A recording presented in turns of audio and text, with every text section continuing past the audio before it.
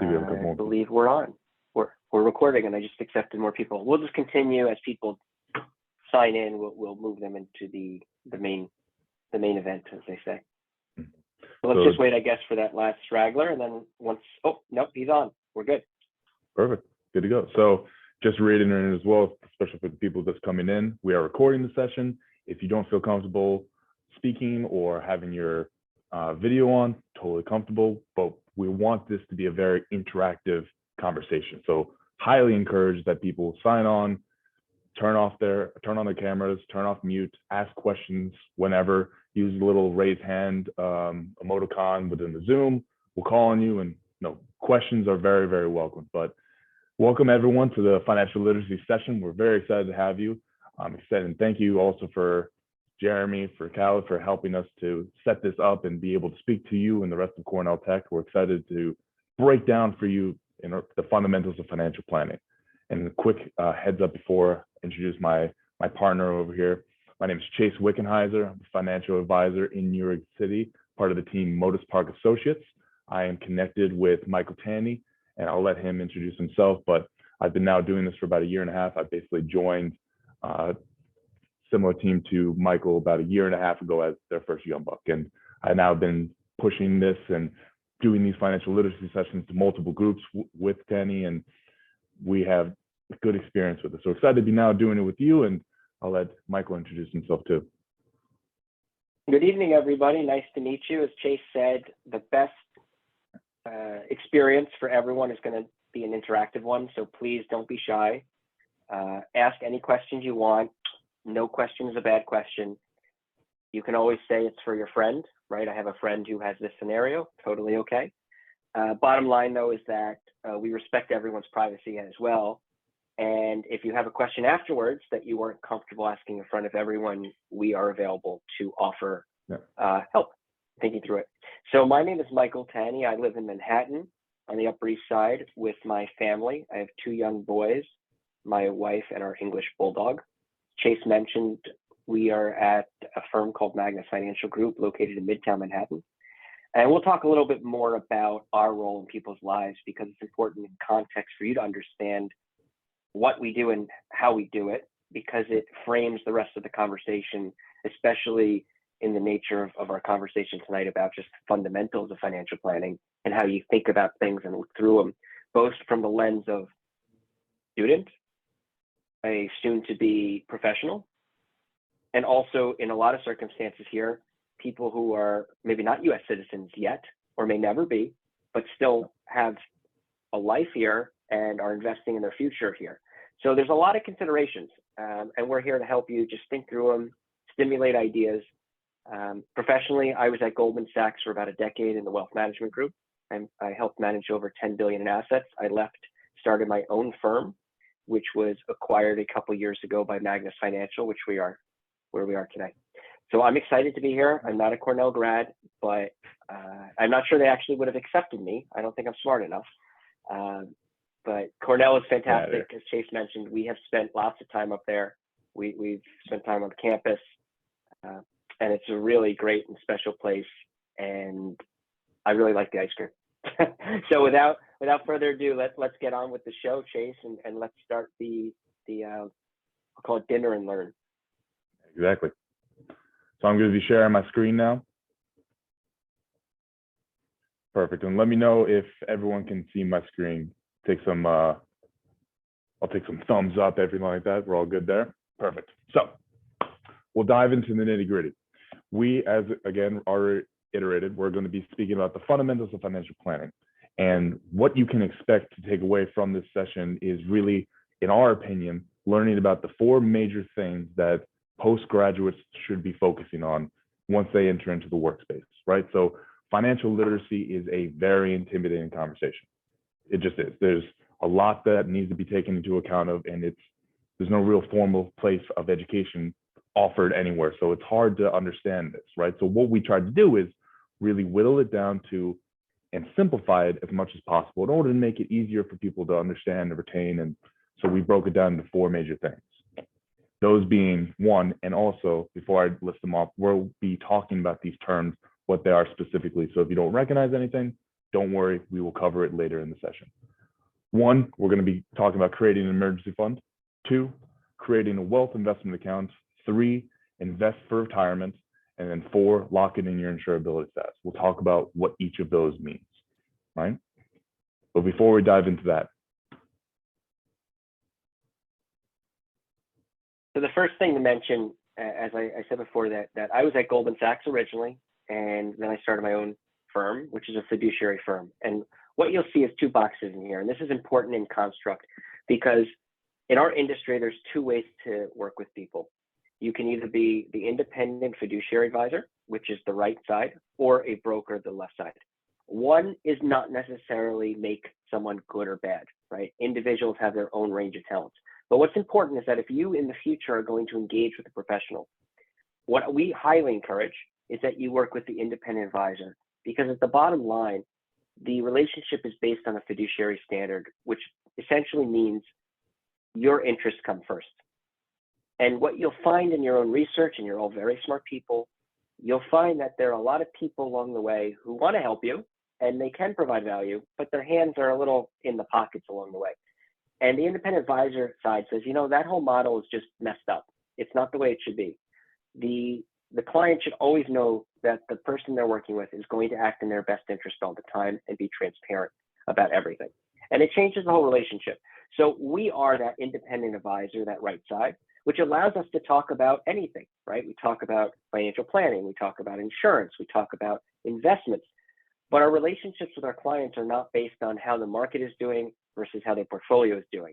Of course, everyone wants to make money and do well, but it's much larger, it's more holistic, and it's really genuinely more rewarding and special. So it's important that you just know these differences, because most people are never told there are a difference. Yeah. Thank you, Michael. So,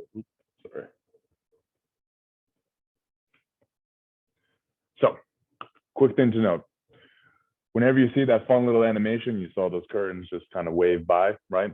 That's just basically an indicator that we're going to be resetting the conversation. We're going to be addressing one of the 4, right? So we just walked through those 4 major things. So starting off with number 1, grow an emergency fund. What is an emergency fund? One of the main focuses that you should be having once you start accumulating assets, start getting a salary, everything like that, basically stop accumulating debt because if you're in college, you want to grow cash on hand, right? We need something to be able to fall back on for the God forbid scenarios. So to give you a real life example, right? All right, didn't know how many people would be knowing of this movie, but this is Step Brothers. It's a classic. If you have not seen it, I recommend. It's just stupid, potty humor. It's hilarious. But basically, the moral of the story is these 2 guys who are in their 40s still live with their parents, and they become stepbrothers, and it's this goopy relationship between them. We use this as almost a just way to help people understand why an emergency fund is really important.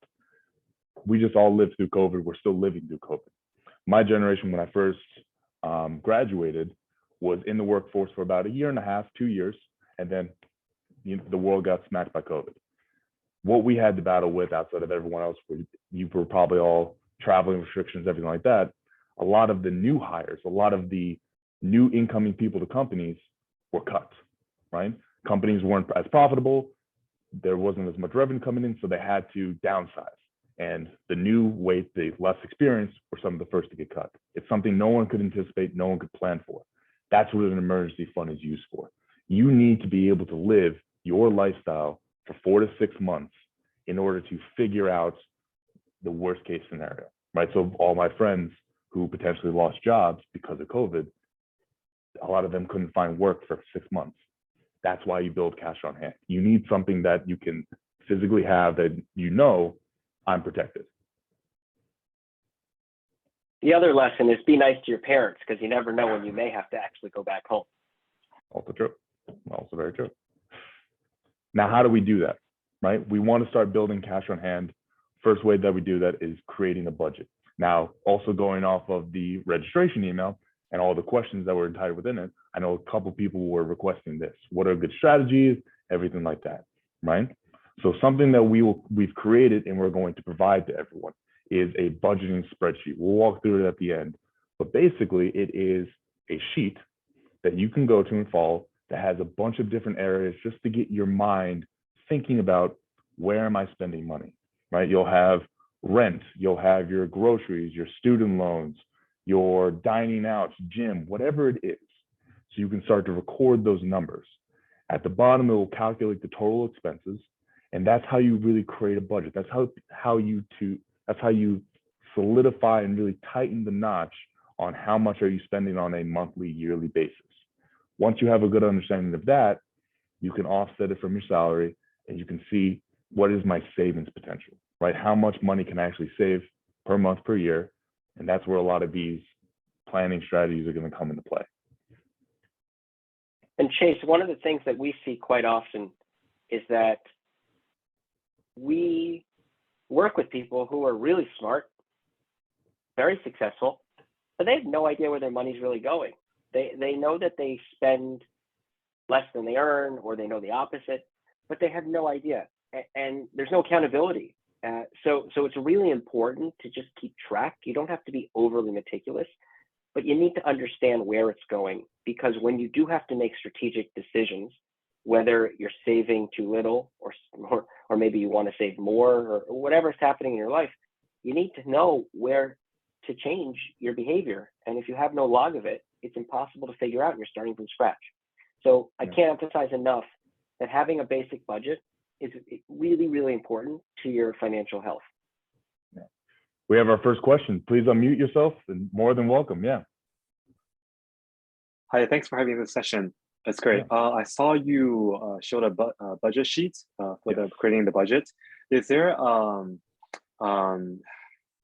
would you recommend one way or another, or would you not recommend, say, one of the couple online resources like Mint or Truebill, something like that, that automatically pulls your information from your credit card or from your checking savings account? Is that a lot? That's a lot faster. Is there any downside to those? Great question. And no, at the end, in addition to the sheet that we're going to be providing, we're providing a list of resources, links, everything like that to help direct you to certain areas. One of which is how to create a budget. And within it, we provide a link for exactly those, these online platforms that Jane just mentioned, that are apps, they are internet sites, whatever it is, but you can actually set up, connect them to your credit cards, connect them to your checking accounts, and you can see in real time and categorize what you're spending on. Any way that you cut it, any way that you want to do it, it's fantastic. We just want to be able to provide you with a different source in case people didn't want to go that route. But no, I think using those and being able just to track your expenses, I think that's a great way to do it. Penny, what do you think?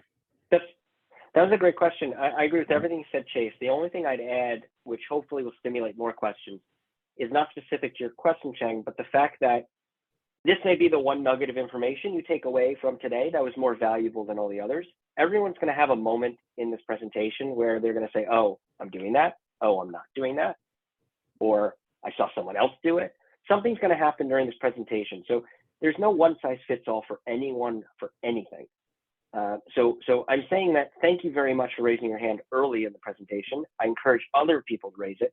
And hopefully every single person here leaves with at least one piece of information or one piece of motivation and the tool to motivate them to get there. So maybe in Cheng's situation, it's just a budgeting tool or spreadsheet, or maybe going to mint.com, but the emphasis is, I really should be doing this.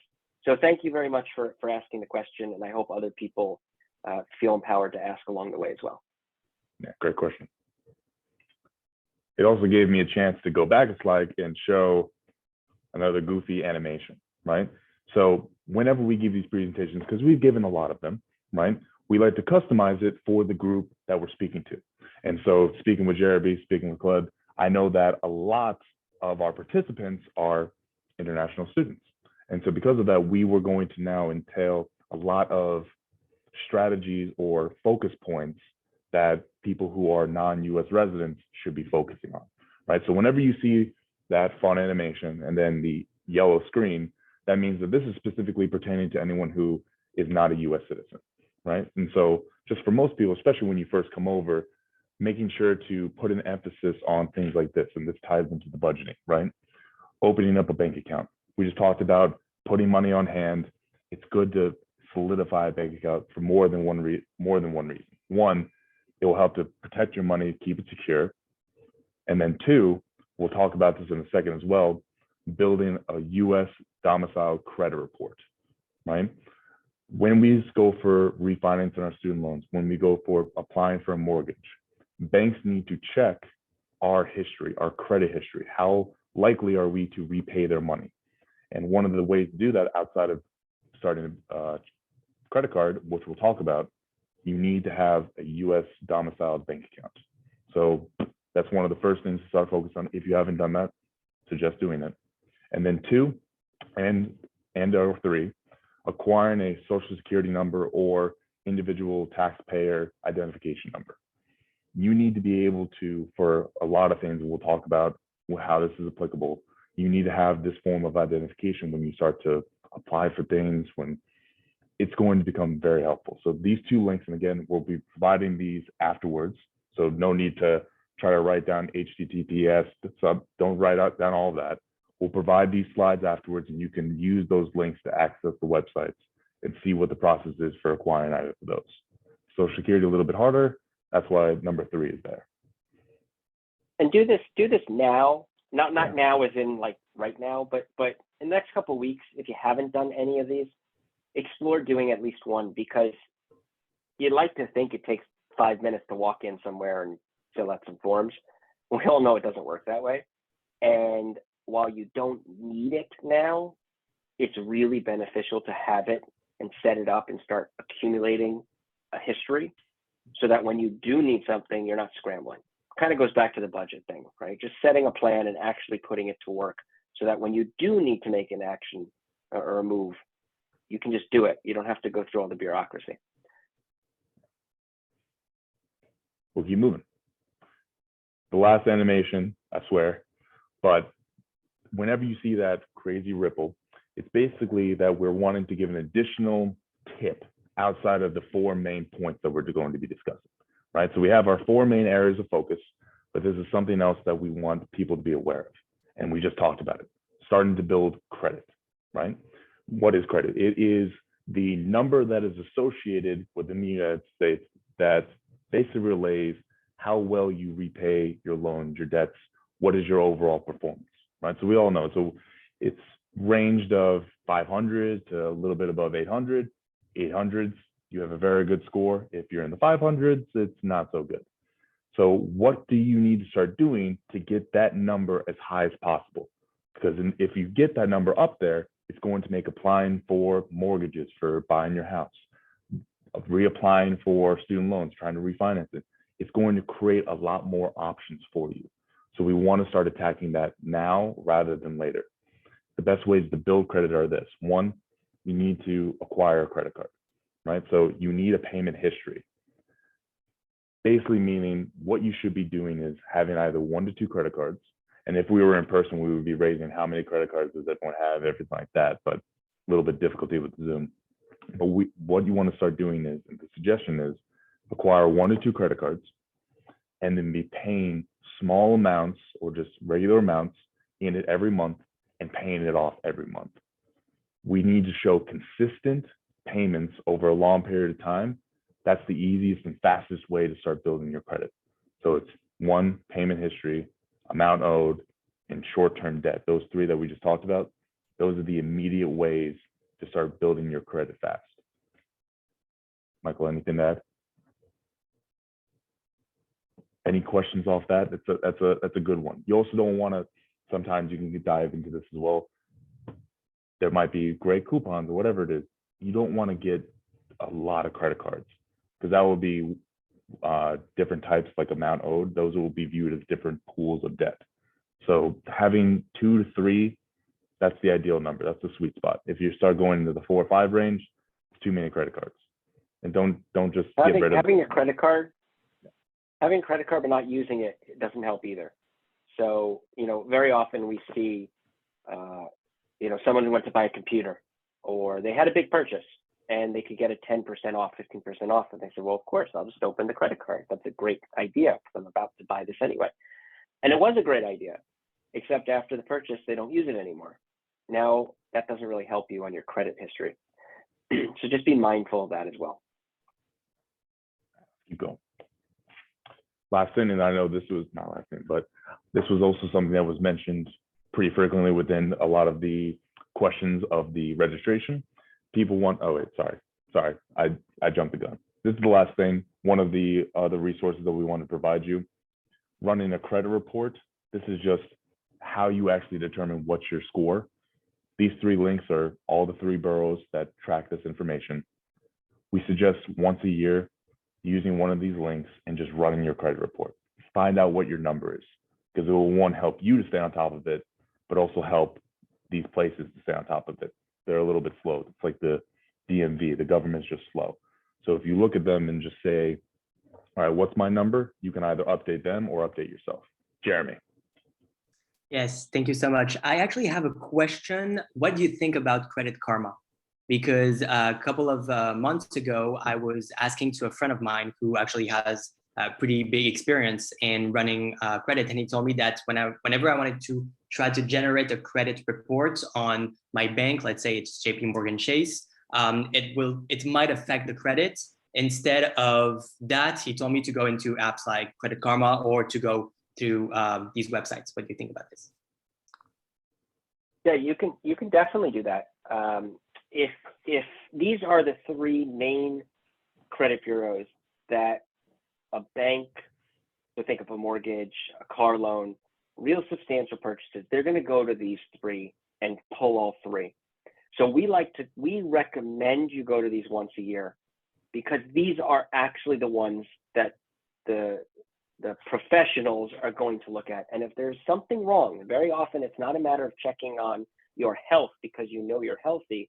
It's a matter of confirming that no one else has snuck into your good health, because those things do happen.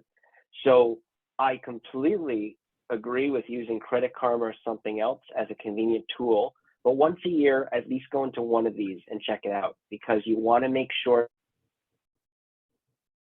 I'm going to answer another part of your question too, which is there is a rumor, I'm going to call it a rumor, that checking your credit hurts your credit. The answer is yes. If you are a chronic checker, then there is going to be a ding on your record, because they're going to see you're constantly checking, and they're going to say, what's going on? What are you expecting? What are you looking for, etc. But once in a blue moon, no issues. Not only that, these reports used to cost you money. And it sounds a little crazy as I'm explaining it. How can that be, right? You need to check to make sure it's accurate. Well, they used to cost you money, and the government changed the law and said, you bureaus are very important to the health of the system and to the health of the individual checking. They are entitled once a year to a free report. Yeah. Now, if you want to go a second time, you will pay, and they make money on that. So the answer is use anyone you like. I would check at least one of these once a year, just randomly. Set it. I do something kind of silly, but it works. My birthday's in February. I go for my annual physical. I check my credit report. I just kind of do all those things on my birthday. It doesn't sound exciting, and it's not, but no one really cares. It's my birthday other than my family. So, happy birthday takes 2 seconds to tell me, but realistically, it's a good day for me to just get all those things done. Perfect. Thank you very much. Great question.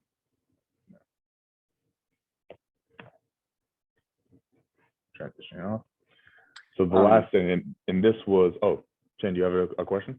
Yeah, I have another question on the slide before that. Yeah. With the percentages. Definitely. Animations. Yeah, right? Oh, yeah. Oh, one more before that. Good call. Yeah, what do you mean by don't let it build, and also don't take on bad credit? Can you explain that a little bit? Definitely. So great question. So the don't let it build is this. We said small, consistent payments are how you build good credit. A lot of people sometimes battle I'm going to make a big purchase, and all of a sudden they leave it to sit there without paying it back for 2 months, 3 months, 4 months. And all of a sudden, credit cards, the one big little evil about them is that once their rates start, it's some of the hardest rates to really come back, because they issue them at so high. So while you have your student loans or anything else that might be in the potentially 3 to 6 range, a credit card might be issued and all of a sudden you're in the 15, 20% interest range. That's really hard to fight out of. So what our recommendation is, before the credit card even initiates the interest, because they usually give you a nice little month period, maybe 2-month period, you pay it off consistently, month after month. So for me, I always do it on the 28th. That way there's no weird like 30th, like February is gonna not have a 30th, everything like that. So 20th of every month, I go in and I pay my credit card off. That shows good, consistent payment. I'm building my credit history, and there's never any fear of letting it lag. So that's don't let it build. And then bad credit is you have forms of good credit, right? You have mortgages, student loans, everything like that. But bad credit are the ones that have the very, very high interest rate. So whether it's a personal loan or what we just discussed, letting a credit card sit for too long, and all of a sudden you have this 15 plus interest rate sitting on your balance sheet, that's bad credit, right? It's okay to have a mortgage that lasts with you for 30 years. That's pretty normal. But if you have a credit card payment that lasts with you for 30 years, that's a different story.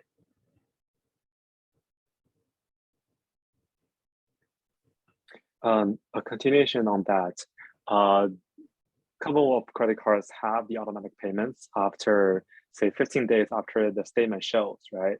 And you can set auto pay to that. Or would you prefer pay them as early as possible so that you don't have, say, 40 or 50, more than 50% of your, say, your credit limit be that you're in debt?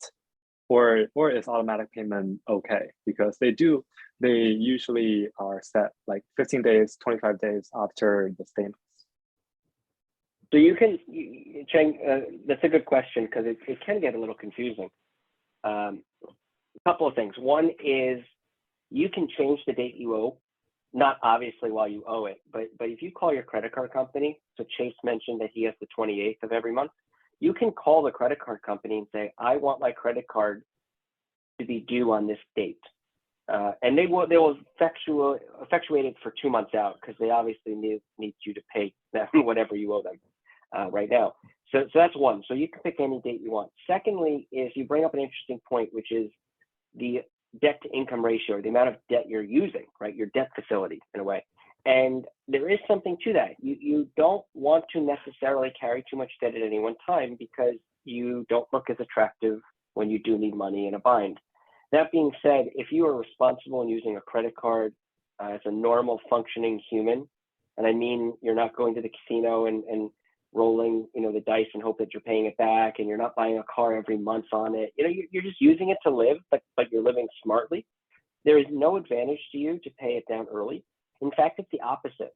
If you pay it down early, you're giving them an interest-free loan for the number of days you didn't have to pay it. Because you're earning interest on the money in your bank account, you're earning interest in your investment account, wherever the money physically is, it's earning interest or earning some kind of return that hopefully is positive for you. And every day you can hold that longer, the better off you are until you owe the money, because if you don't pay it on the date you owe it, the rate that you're going to be charged is way higher than any rate you're earning, right? So that doesn't make sense. The equation flips, right? So right now, let's say you earned 50 basis points or 0.5% in your bank account, which has been a long time, but it's gonna creep back soon. It used to be 1 or 2%, but it's not there now. So let's assume you earn 0.5% interest. Well, that's 0.5% interest on any money that's in the account divided by 365 days. It's a very tiny amount. But why would you voluntarily give up a couple dollars a year to the credit card company? In fact, the credit card company is banking on you not being able to pay on time. If you pay on time, the credit card company is fronting you the money for free. They're often paying you interest, or not interest, but cash back or points that you use for a benefit. You're actually making money off of them. Said another way, just to think about it differently. Let's say we issued a challenge to you and the credit card company. You have a 30-day period to try to make $1,000 as big as possible, right? So the company gave you $1,000. That's how credit cards work, right? They basically loan you the money, and then you have 30 days of no interest. And then on the 30th day, they're going to start to charge you everything like that. If you have the money for 30 days, that's all opportunity for you to try to grow that money. Now, if you paid them back on day 5, well, then you lost all that opportunity to try to grow that money. It's basically just the concept of we'd rather see the money in your pocket as long as possible versus their pocket. Now, obviously, when it's due and the interest rate's about to start, pay it off. But take advantage of 0% interest because it's better in your pocket, you actually using it to try to make something. If that makes sense. Good question. Great question. Thank you. All right, let's get back to some fun animations. So Chase, yeah, we got to get through the animation. I'm just looking at the time, and I want to make sure we get a couple of topics because we only have about 15, 20 minutes left. We could talk for hours on this, Chase and I. Yeah. You may look at us and say, I can't believe you do this every day. This would be so boring to me or confusing or something. We love it. Different strokes for different folks, as they say. So whatever we don't get to, we're still going to send all the materials after the call and just reach out to us and we'll answer any questions on anything you're reading or seeing or you didn't get to ask. So in this regard, some slides we know some slides we know we can go faster through. So if we don't answer your question, it's just because we want to be able to get to each topic.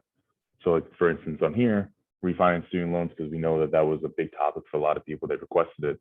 We provided 3 different sources for you to be able to investigate and see if refinancing your student loans is an option for you. So again, we'll be sending this over, take some time, go to each link, see what options you have. But the idea is you basically want to pay it off pretty consistently and just combat the interest that there is, right? If you have a 3% interest rate, you can probably earn a higher interest in the market and you might want to try to balance that. But if it's a 7% interest rate, get that off your balance sheet as fast as possible. I just want to rewind for 2 seconds and just explain for anyone who may not be certain what refinancing even means. If you have a student loan, you owe somebody money. They fronted you the money to go to school. Obviously, we all agree that education is critically important and the money was worth every penny and the interest that you owe is worth every penny. But at the same time, you still owe them money. And you may have found that when you took the money out, the interest rate you were charged at the time was the prevailing rate. But today, if you were to go to college, the rate would be lower or higher. If the rate today is lower than the rate you were paying and you signed up for, there are banks out there, Common Bond, Earnest Credible, for example, who will say, Chase, you owe $100,000 to this other bank.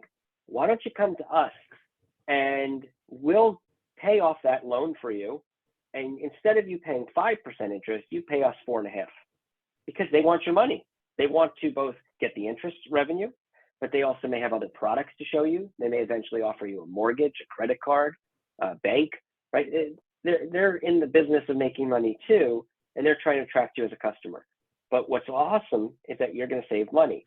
Now, refinancing to a low rate is not always a guaranteed success. You have to see how many months, how many years you have left, the difference in the interest rate spread. It's not an automatic, just always go to the lower rate, but more often than not, you have an option to refinance at any time to someone else or some other bank who may charge you a little bit less. Moving on, so this is again something that was requested from most people. A financial goal was purchasing a home within 3 to 5 years. Things that are of focus for people who are non-U.S. residents, right? So one we talked about is building credit report history, opening a bank account, getting credit cards started. When you go for a mortgage, what is the loans that it's when you go for a loan for a home, a mortgage, that's the first area that they're going to start looking. You can see a mortgage rate application down here. We provided a link. Investigate that, look through that. It's a good tool source to use. Options for making the whole process easier. If you have a green card or a non-permanent residency with a work visa, it makes the whole process applying for a mortgage a lot easier. And then second, just something else to consider, should your credit report, your history not look as good as the average person, going towards Federal Housing Administration, the FHA loans, it's basically an option where a very small down payment is required, very low credit scores are required, which is nice for people who haven't had the chance to build a U.S. domiciled credit report. These types of loans might be an option should you not be able to go through a traditional bank. Again, the link is down here for you to learn more. We can ask questions on this later. Again, want to move on so we can get to the other areas, but just wanted to address it and provide some resources for people because they asked. All right. 1 of 4 down, and we're only, like 3/4 of the way through. So we'll crank these out. It'll be good. No, but number 2, 1's done. Grow a savings account, right? 4 to 6 months. We talked about that. Step number 1. Number 2, grow a wealth investment account. Now, wealth investment account is just our term for a general account, a general investment account, right? So why invest? Why should we start putting money into the market, everything like that, right? There's 2 different concepts that we're going to be talking about, and it comes down to basically money sitting versus money working. What does that mean, right? Inflation is the constant erosion for the price of the dollar, and it has been the main topic for the past month, right? You see inflation plastered all over all news sources, right? What does it mean actually? The value of the dollar does not stay the same. Think back in 1916. 9 cents bought you a quart of milk.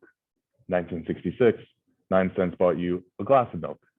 In 2017, it bought you 7 tablespoons of milk. Today, 9 cents will probably buy you like the fragrance of milk. You just kind of like take a smell of it, right? The moral of the story is the value of the dollar buys you less and less, and it's something that we have to combat, right? So understanding that if you have money sitting for you, it's not just staying the same. It's constantly losing value. That's one of the main reasons why we have to invest. We need to put our money in areas where it will correct and adjust for all this change. Oops, killing you. I'm gonna call on somebody. I'm sorry. All right, Cal, I'm gonna call on you because I don't want to call somebody else. If I gave you a penny and that penny doubled on day 2, and on day 3, so your 2 pennies then doubled each, and then those 4 doubled, and the 8 doubled. It just every single penny kept doubling every day. After 1 month, after 30 days, how much money would you have? So 1 penny day 1, every single one doubles after that. How much money do you have? Just take a guess, random guess. Like let's say $30 maybe. $30. Jeremy, what do you have a guess? I actually do have a pretty good guess. I have a background in math. I would say I remember that it's a pretty big number. I would say somewhat between $1 to $5 million.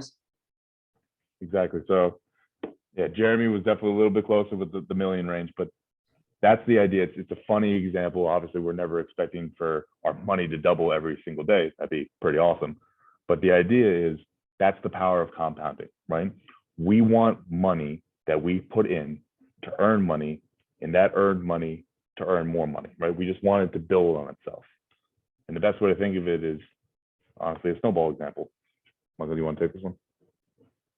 Sure. So think of a snowball. I think of snow as money. You are Calvin. This is Calvin Hobbes, a cartoon. So you are Calvin. The snow is money.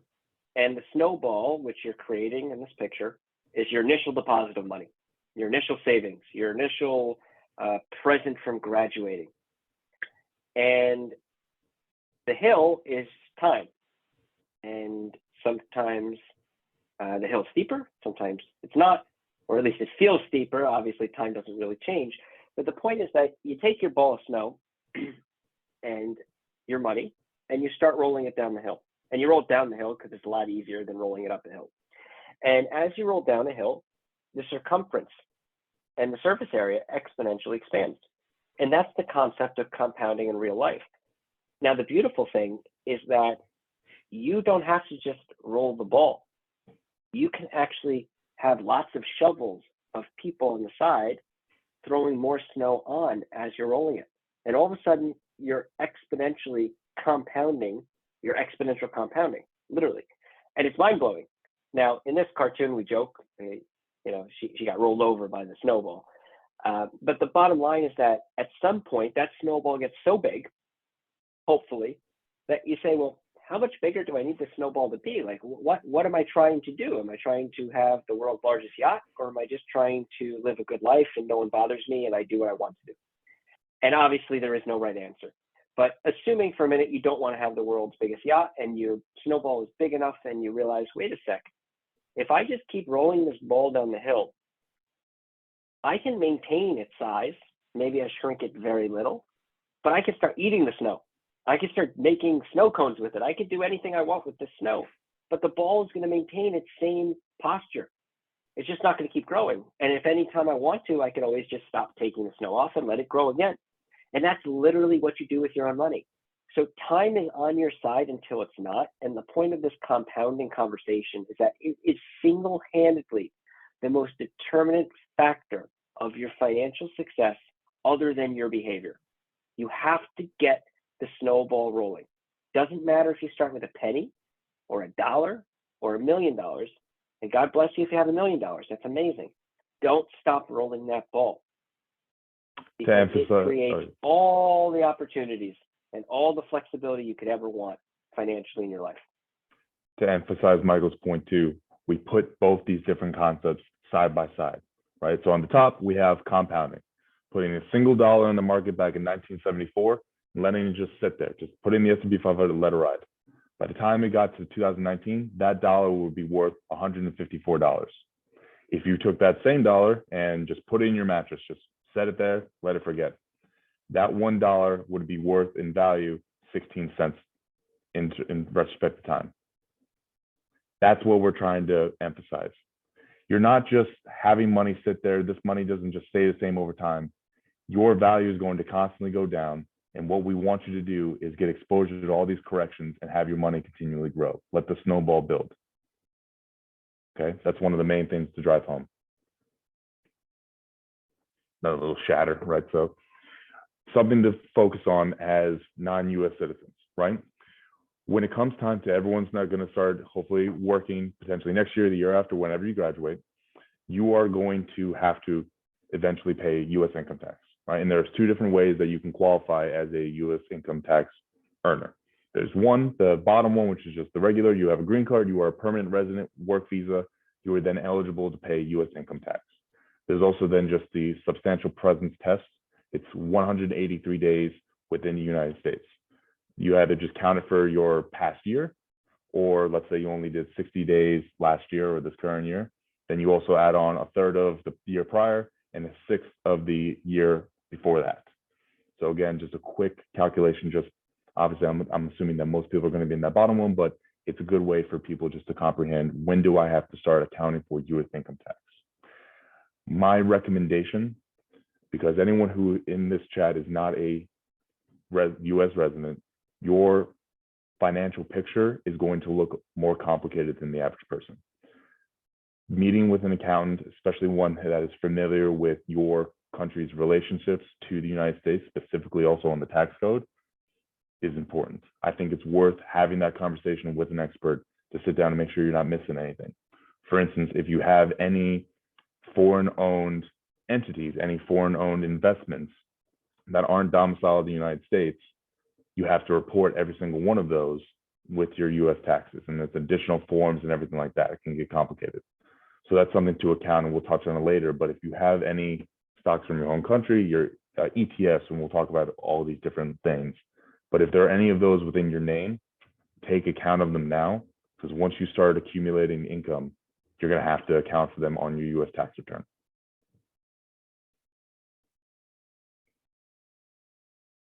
All right, we blew through number 2. That was good. The importance of just getting money into the market, right? And the suggestion would be start a general taxable account. Number 3, invest for retirement. And this is, again, a very good rule of thumb, and there's a little nuance that it's in for as well for non-U.S. citizens. So we'll dive into that. The first one that we're going to want to emphasize, and I think this term is pretty well known, and let me know if anyone hasn't heard of it, but a Roth IRA, Roth versus traditional.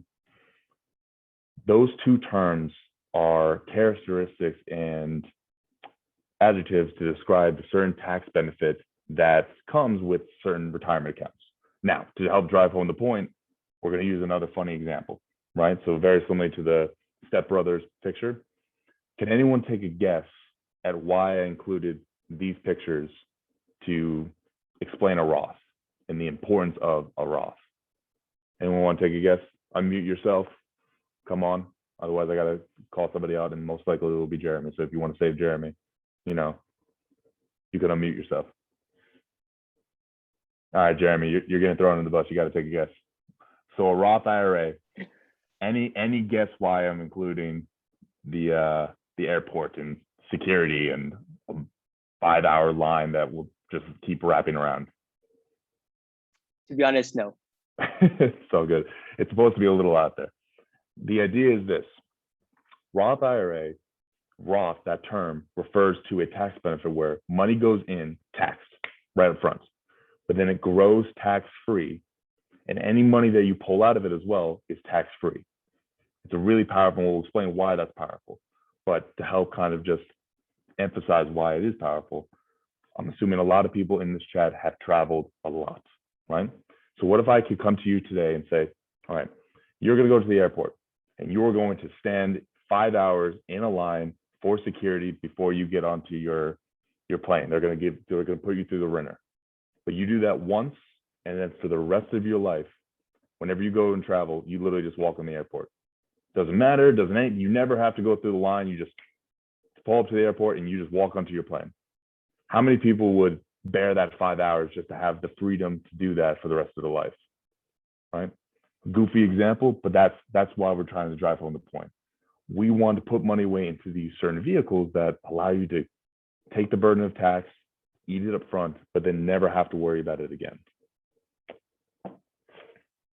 So real quickly, breaking down the different types of accounts and also reiterating what we've already talked about. We have 1-year emergency fund. Those are the very liquid strategies. It's cash on hand. You can access cash on hand at any time. We want 4 to 6 months, right? That's our nest egg. That's our security. 2, midterm strategies. What we just talked about, putting money into the market, right? In a general investment account. It's midterm because it's not as liquid as cash. We can't just go and immediately pull it out, but there's no restrictions on that money. It's money that's working for us, but there's no restrictions. I can access it at any time. The reason we separated the retirement strategy is this: any money that we put away into a Roth IRA or your future company 401ks, we have to consciously understand that there are penalties for touching it before the age of 59.5. So any money that you contribute, you have to have the mentality that I am not touching this until I'm in my 60s. Something to emphasize there. And it's even something more to emphasize for people who potentially aren't going to be in the United States come age 60.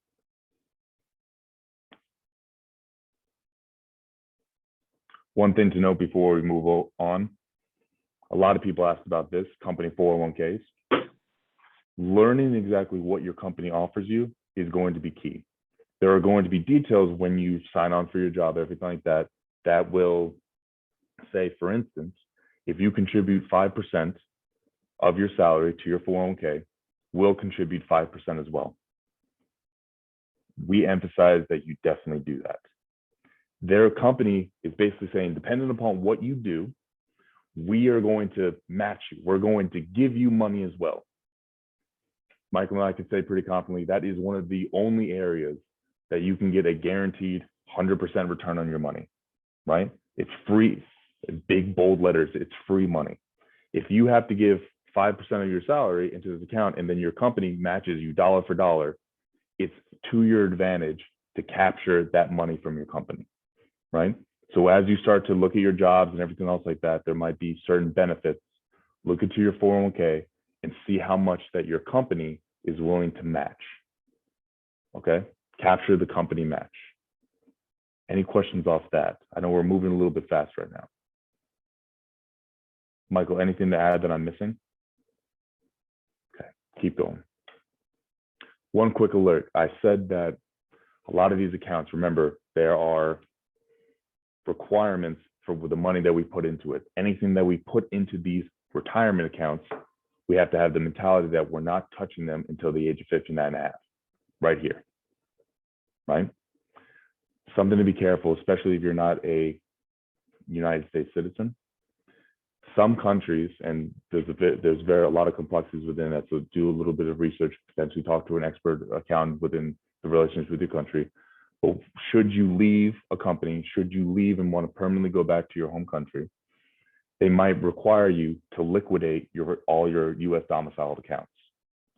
If that is the case, it's something to take note of. Because if you've now built this great 401k and great IRA, but you have to liquidate every single one of them by age 45, there's a penalty to do so. There's a 10% penalty to do so. So something to emphasize, and this is unique for people who don't plan to be in the United States when they're in their 60s. Look at the restrictions that are tied with you in your country's and United States relationship. If there's a forceful liquidation, it might not be in your best interest to contribute to these accounts because there's going to be a 10% penalty that you have to realize.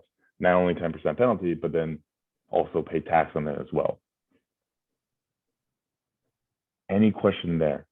And then real quick, going to backtrack and emphasize just real quick the difference between traditional and Roth, because Roth is that term that a lot of people throw out, but they don't understand the importance of it, right? I have a quick question. Yeah, of course. So if the company does not offer matching, do you still suggest put it into your 401k? Great question. I would answer that it's specific to your circumstances. Yeah. I know that sounds like a political answer, and I'm running for office today, but that's the truth. Some people have a very strong view that they're going to be in this country for the rest of their lives. Other people say, I'm not really sure. And even though it's nice to take advantage of the tax law and maybe save some money today on taxes due, I'm not sure I want to be stuck with all these rules and penalties later on. So it really just depends on your circumstances. To answer that question more thoroughly as well, Michael hit the nail on the head. It comes down to the circumstances. We can't just recommend a big, broad statement to everyone, right? But that's also why we're now presenting. We're going to provide you with our contact information. More than happy to answer any quick questions like that pertain to your personal situation. As you're going in and trying to determine this, if you want to talk really quickly for 5-10 minute call and just get our opinion, more than happy to do this. So, and actually recommend a strategy for you. Yeah, Chan, I think you think about it just from a practical perspective, right? I'll just give you a real quick example that hopefully everyone on this call is going to experience. You come from substantial wealth, your parents, your grandparents, there's a lot of money in your family. You don't necessarily need to save for retirement, right? Some people have that situation. So it doesn't really matter. Why would you want to save for retirement if you could use the money now and enjoy a better lifestyle? So really it is circumstantial. Chan, Yeah. see that? I just had a quick question just to kind of tag on to that. Maybe this is more for like near the end, but I'm just curious in general, is there a recommendation that like, is there a general rule of thumb when you would want to do a traditional over a Roth? Reason I ask is because you had mentioned a couple of times of like, student debt, right? And I know that with the kickback that you get from contributing to your traditional IRA, you are able to apply that money towards paying off your student loans faster. And there's an opportunity cost involved of, having your loans stand longer. But if you contribute to your traditional, you could get debt free faster, right? And then use your money elsewhere. So I'd just be curious on if there's like general rules of thumb there. So No, it goes back to personal circumstances. Okay. There's no, math dictates decisions to a point. And in our world, there's science and art. And if you look at the Venn diagram, science or math says, this is what you should do. Dollar in, dollar out. This is your benefit. Art says, how happy are you or not? How happy do you feel? How stressed are you, etc.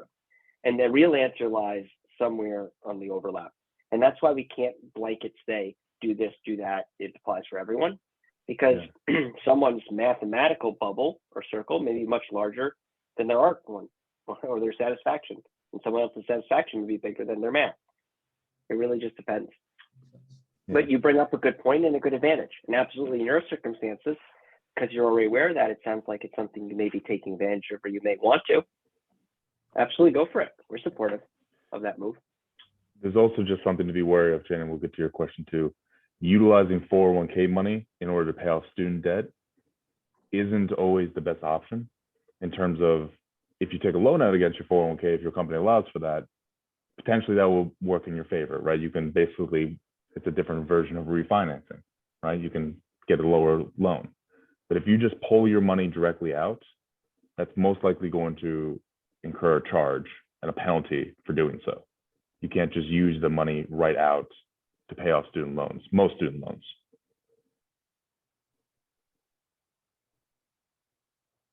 Make sense? Yeah. And now you actually brought up a good point too. Michael, were you going to add something? Well, Chang had another question that I wanted to make sure we answered. So I'm actually going to pause for 1 second, Chase. We have a lot of other materials we could go over. In the interest of time, I think we're going to stop at this point in our presentation from a material perspective. I'd love to have the opportunity to come back another time and talk about the investment side, because we haven't really talked about that at all, about what types of investments there are. We've just been talking about the planning side, and obviously planning is critical, because if you don't have the right foundation, it doesn't matter what investments you really make. So, so from a presentation perspective, I'm going to just draw the line today on where we stand. But Chang, please ask your question. We'll go back and answer Jane's question, and just pepper us for the last, as much time as you need, next maybe 10 minutes or so. Ask us whatever's on your mind, and we're just here to help you. To emphasize what Tanya just brought up as well, we do have a good chunk of information to keep going through. We didn't anticipate, such good questions, everything like that, which is fantastic. Jeremy and I will work together to potentially set up another time. I'm going to follow up. We'll provide all this information for you, so that obviously understanding that we were only expecting one call, this way you can see exactly what we'll be discussing in the second one. But we'll establish that. But for right now, in these first two lessons, the first two recommendations, does anyone have any questions off that? And reiterating, it's building a security nest egg, right? Building cash on hand, getting money working for you in the market, number 2. And then number 3, putting an emphasis on retirement. And I think and sign off whenever the recording will, everything like that will be sent out. But I'll also take the second, unless there are immediate questions, to explain Roth versus traditional. I think that's the last good lesson to end on for today. Are there any questions before I dive into a difference between Roth and traditional? Yes, on this slide, if that's okay. Yeah, so you mentioned the tax treaty and liquidation if we say the foreigners go back, but without that, if the foreigners go back to their home country, is there any reason? Is there? I think it's also possible, or is it not, to keep the money in the retirement plan until you're 59 and a half in your home country or another country, and then draw the money out, or something like wire it back to the country that you're staying at, right? I think that's also a possibility. Hit the nail on the head. Yes, you can create basically either a trust system, or if your country just allows it outright, you can keep them domiciled in the United States. So there are workarounds to keep the money within the United States and then not having to realize that penalty. 1,000%. It's just something that I wanted to bring up and make people aware of, just because there are different rules for different relationships, right? So just understanding exactly what your country's relationships are with the United States, then there's the workarounds, right? So just seeing what's available for you or what rules you have to follow. It's just something to take note of. But I think great question. Yeah, majority will allow you to keep it within the United States and let it grow without penalties. And another one, did you mention there were drawbacks to investing in the United States non-U.S. stocks, or say ETFs, something like international bond or international stock index, something like that, or that was something totally different? Great question. So it's not the designation of international stocks or bonds. You can invest in those. Totally recommend diversification. That's something we'll get into in the next session, actually. But what I'm more saying is the ownership of those international bonds, international ETFs being domiciled in your home country. So meaning where they're being held, if the account itself is registered within your country and held within one of those entities, that's where the actual hiccup on the tax side comes into play, right? If you have a U.S. account where you're investing everything, you can invest in international stocks, bonds, whatever it is. And that's fine because it's your account is being held within the United States and its ownership is held within the United States. But if you have a very similar structure set up in Paris, Japan, China, Germany, wherever it is, and that ownership is stationed within that home country, that's when the tax implications are imposed. Does that make sense? 100%. Yeah, great question. And also really looking forward to the second session. Yeah, thank you. I'm excited to have it. So last thing to note, and then we'll stay on for more minutes and when anyone needs, but I'm going to talk through really quickly traditional versus Roth, just because it's important. We've been dancing around the subject, but I want to leave you with this. We're going to picture traditional account first. Traditional means that any money that we initially place into it is contributed tax-free, grows tax-deferred, and then any money that is withdrawn then is taxed. What does that mean? The tax-free portion. If I make $100,000 each year, if I put $20,000 into a traditional account, when it comes time to pay taxes, the United States government will view me as an $80,000 earner. I make 100, but I put 20,000 into this account. The government then views me as 80,000. That's the main benefit of traditional. It helps to lower your current taxable income bracket. So for instance, imagine if you were close to one of those thresholds, right? 48,000 is the threshold, 85 is the threshold, 132, 165 is the threshold. If you're close to one of those, it might be advantageous for you to put a little bit into a traditional account, hide that money, hide that income, and make yourself appear to be in a lower tax bracket. Something to consider. Now, flip side of the coin, Roth. The money that's put into a Roth is taxed up front, but it grows tax-free, and any money that's pulled out of it is tax-free as well. Here's the big benefit. Money on average doubles every 10 years. So imagine if we put $10,000 away at age 25. By the time that we retire, that 10,000, if following the assumption, will become 160 come retirement. 10 to 20, 20 to 40, 40 to 80, 80 to 160 by the time we get to age 65. Would you rather pay tax on the $10,000 today or all of the 160 that it's grown into? That's the power of Roth. You put money away and all that growth, all that compounding that we talked about is protected from tax. What you see in the account is literally what you have. It is cash. So now think about it, flip side of the coin. Let's say we come to retirement. We have $1 million in traditional and $1 million in Roth.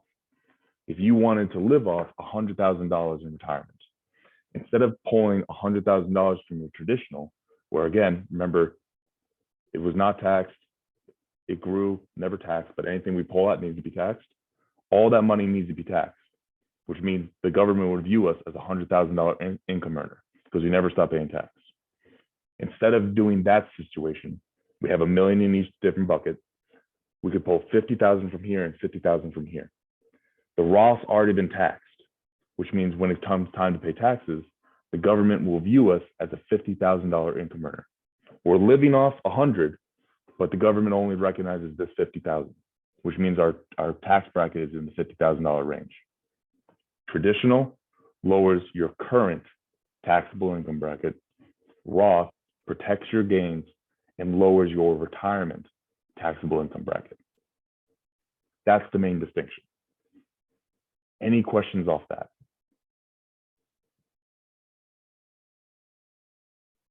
That's a good topic to end on.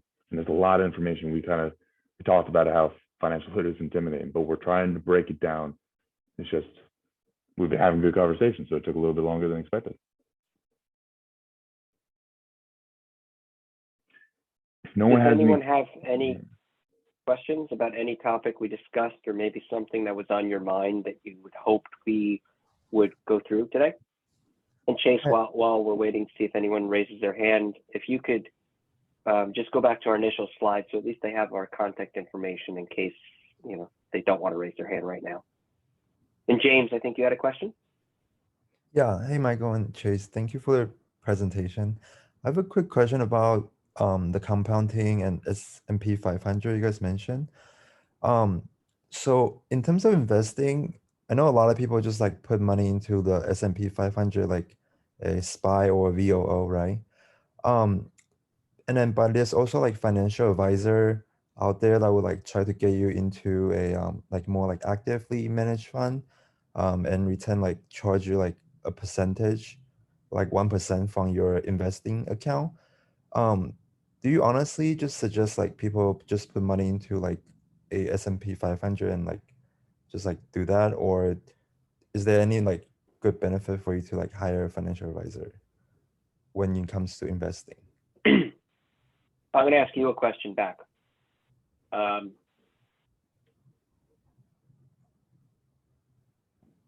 Do you know, this is not a rhetorical question. When you look at a plate of food, do you know which portion, or let's say in the cafeteria, school, a restaurant menu, do you know, generally speaking, which foods are more healthy for you or not? Not always. But you have a pretty good idea of which ones maybe won't be that healthy for you. Is that an accurate statement? Like the cake for appetizer probably isn't the healthiest choice? Yeah. I'm being oversimple, but this is, you'll see where I'm going in a second. I'm confident everyone in this group and 99.9% of the adults in this world know with a pretty good confidence interval what's relatively healthy or not in what we eat. Yet most of us are overweight and unhealthy. The reason is simple. It's not that we don't know. It's not that we don't have the smarts to figure it out. It's we don't have the discipline and the guidance to stay on plan. And that doesn't mean you can't have the cake for an appetizer. If that's really what you want, that's great. But you can't have the cake for the appetizer every day. So the value of the financial advisor is not necessarily picking an ETF versus an active manager. And our next presentation, if we're afforded that opportunity, we can review that, and we will. It's much more of a disciplined process in preventing massive mistakes. Because if you look back at that compounding situation and that compounding concept, it doesn't matter as much whether your ball is rolling really quickly or slowly and how much snow you're adding or not. What's most important is that you have a ball and it's rolling downhill. Now, an advisor will add the snow, will help you do some other things. But a lot of people can't get that ball rolling really well. They just can't, or they start and stop. Think of gym memberships. Gym memberships are very clear. They have a monthly subscription or an annual subscription for a reason.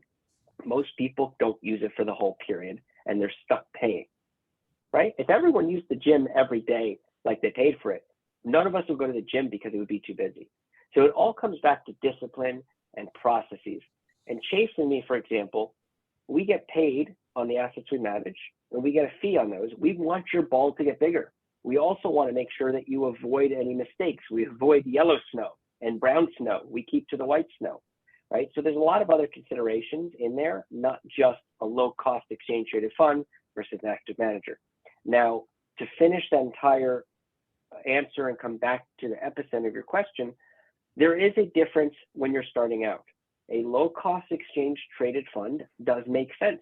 It's inexpensive, the frictional costs are almost zero, and it gets you exposure from a diversified perspective that you really couldn't get 20 years ago without paying a lot.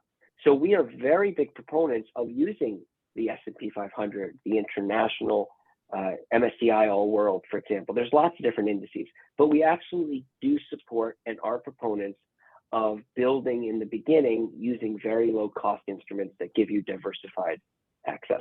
Over time, your circumstances will change, your needs will change, and those may not be the most appropriate anymore, or they may be a part of a more complex system. So emphasizing Michael's point as well, at the beginning, where you want to be cost effective and just diversified, having a financial advisor might not be the best. You know, you can be pretty efficient, but once your picture starts to get bigger, it starts to get more complicated and you need someone to help you stay the course and be diligent, there's definitely an advantage to having consultation from an expert. I know somebody was just on the front there with another question. Tingwei.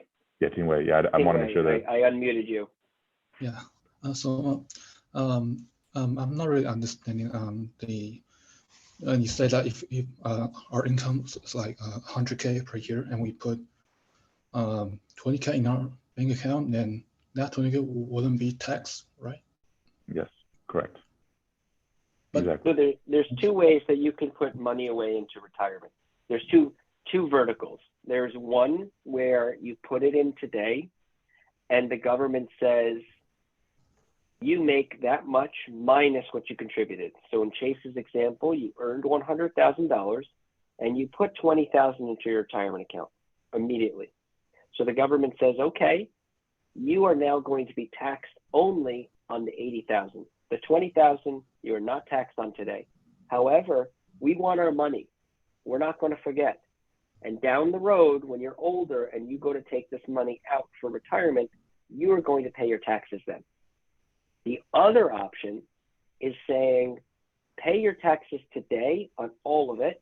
So if you have $20,000 that you put away in your retirement account and you earned $100,000, we, the government, are still going to tax you as if you earned $100,000 because we got our money up front. We're happy. All the money you put in your retirement account is yours. We are never going to ask you for money again from taxes. And there are advantages to both vehicles or both processes. It just depends on what your goals are, what your circumstances are. You hear a common theme here that it's always dependent on the individual, because some people may decide, I'm going to make a lot more money when I'm older, and that therefore I'm going to be taxed at a higher rate. So I want to pay taxes now. Other people say, yeah, of course I'm going to make more money, but the difference between the tax rate today and the tax rate I think I'm probably going to pay is only this much.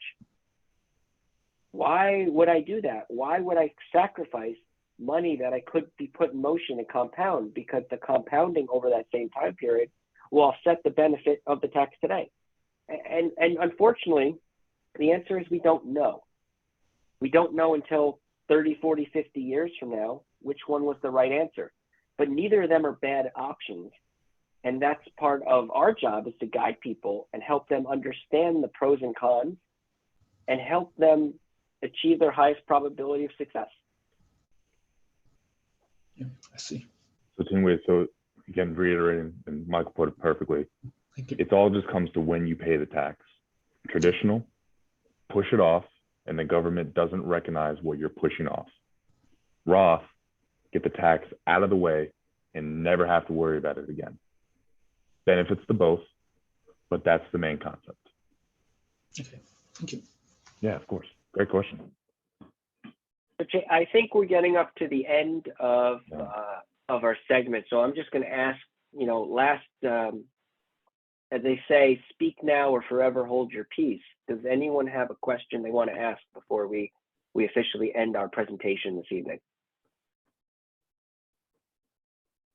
And again, I'll be in communication with Jeremy and with everyone else. All right, Tingwei, do you have another question? Yeah, so I was thinking, like if you put more money in your retirement plan, that means you're not using that money for your investment, right? So how do you decide on that? How much money you want to put in your retirement? So the answer is that it's not a simple formula. And in the interest of time, we're happy to talk to you offline about how we would help you think through it for you, because your view, your priorities, your needs would be very different than someone else's. So I don't want to give an answer and lead someone else down the wrong path. So I'm happy, between Chase and I, we're happy to talk to you at another time and just go through it with you. But the answer is that at the end of the day, no matter which option you choose, unless you're very wealthy already or you come from substantial wealth, you want to put money away in an environment that can grow in a tax-free or tax-deferred manner. Because no matter which option you choose, the money will grow better than it would in a taxable environment. No matter what. That's a simple math, because you have one environment with no erosion and one environment with constant erosion. Clearly, you want the one with no erosion for as long as possible. Okay. So I Great thank question. I thank the group. I thank Jeremy and Khaled and everyone for participating, and I thank you for inviting me and Chase. And we really look forward to talking with you and hopefully coming back another time and doing a presentation just on the investing side. At this point, I'm going to turn off the recording, and I thank you all.